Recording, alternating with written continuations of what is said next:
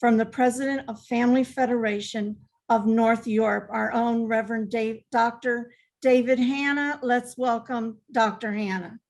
And thank you for putting together such a significant program and for giving me the honor to participate. This, of course, the things we're thinking about concern Europe very much, and our relationship is as important as ever between United States and Europe. So, but all the world has a focus on this, I'm sure. I'm based here in London, England. Thank you for choosing a very sensible time for us. It's just about 2:20 in the afternoon, but I think people are joining from around the world. So greetings wherever you are and whatever time it is in your location. You know, the headline in this Monday's Times, the Times of London is major newspaper, and the headline read, Kiev intelligence chief says Kremlin planning Korea-style partition of the country. Now, Reverend Moon's spiritual sense and life experience taught him that the peaceful reunification of the Korean peninsula was essential to realizing world peace. And it was a focus of his lifelong efforts, of course. And Mother Moon has continued to progress this effort with a powerful, wise, strategic focus over the past year with Think Tank 2022. I'm sure many of you have been following this ongoing process. Frankly speaking, it was quite difficult to get anyone in Europe, except those who have made a serious, even lifelong study of North Korea, to take any great interest in this major concern. But now, unexpectedly and against all predictions and expectations, Europe has at its heart a horrendous raging war between nations that are essentially brothers. The wastage of life, the uprooting of lives and displacement of people is shocking to the vast majority who hear and get to hear about it. That means, in Russia, the media is still very strongly controlled, as you know. And the impression is it's just heartbreaking. It also feels really anachronistic, throwing us back into the mentality and the horrors of the 20th century. Our Christian faith tells us that when we die, there is no possibility to hide from the truth. Everything will be known. Amen?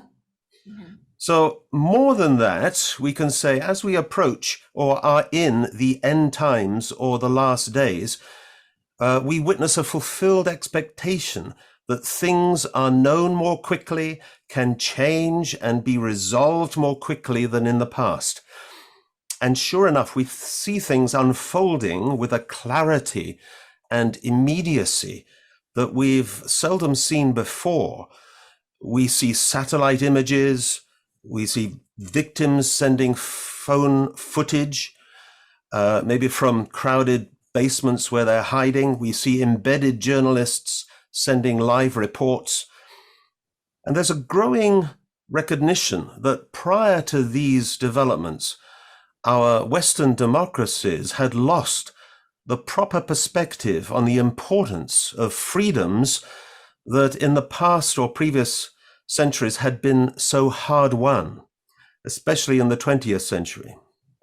And we've become occupied, you could say, with self-indulgent concerns that really put together show and indicate that morally and spiritually we've lost our way.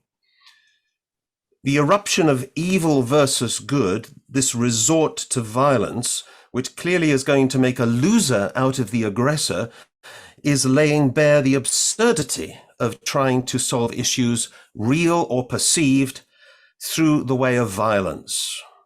So what can we do as people of faith? Certainly we can pray, and we can organize humanitarian assistance and support. In Europe, for example, our unification movement here holds an interfaith prayer call every week at the moment, as well as other prayers via online conferencing, and we're continuing to raise funds to help the dispossessed.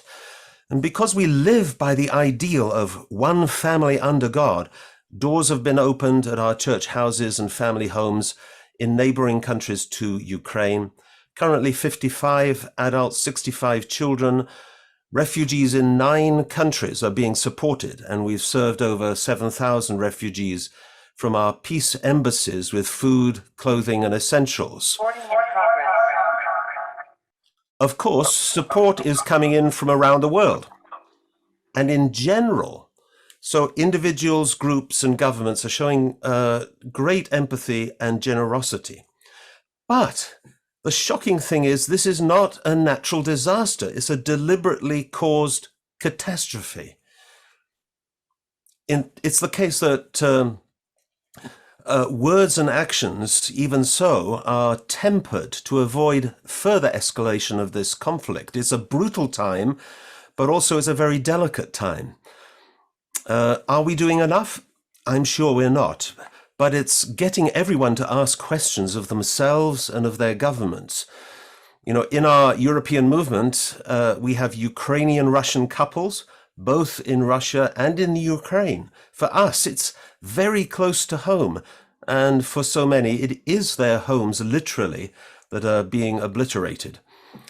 I believe myself that when this conflict ends, and we'll hope it will end soon, and the truth is known, we will see great changes come about. It just might be that because of our lack of seriousness about the things that matter, God has had to allow our societies to be shaken up in this way. You know, one of our pioneer missionaries in Eastern Europe, Barbara Grabner, she's just written a book I can show you here. It's called Children of Cain, and the subtitle is The Spiritual Roots of Fratricide and the Providence of Evil. This book explores our inherited patterns of erroneous behavior, building on the insights of Father Moon's teaching that exposes the root of this problem and charts God's efforts to have human beings resolve it down through history. Father Moon's insights look to the different natures of the biblical Cain and Abel. In his prayer and spiritual search, he sought to understand deeply the psychology, the mindset, the emotional world, indeed what he refers to as the heart of both Cain and Abel. But more than that, seeing that Eve as the mother and Adam as the father had unfulfilled responsibilities in addition or caused by the damage they did through their own sinful behavior, we can conclude that we all have some culpability and a role to play in getting warring brothers out of these cycles of violence. It also shows how in this new age we will benefit increasingly, I would say, from mothers and from good women leaders. Father Moon develops this Cain-Abel paradigm with the recognition that what started in the Garden of Eden on a family level has to be resolved in the last days on a worldwide level. It's played out on a world stage.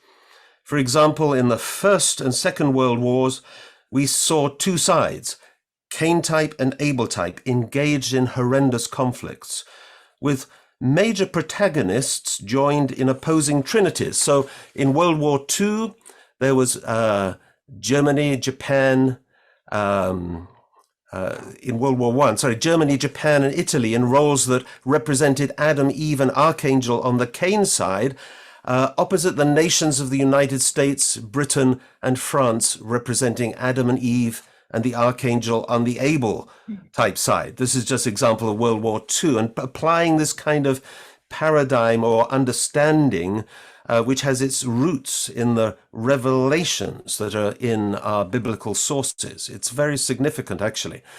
And religion really has the insights into this that the world needs desperately in order to end this conflict of this history of conflict. And I say not only to explain it, but, you know, exposing the root and explaining the process is certainly a very important first step. So it's going to require a lot of education after this.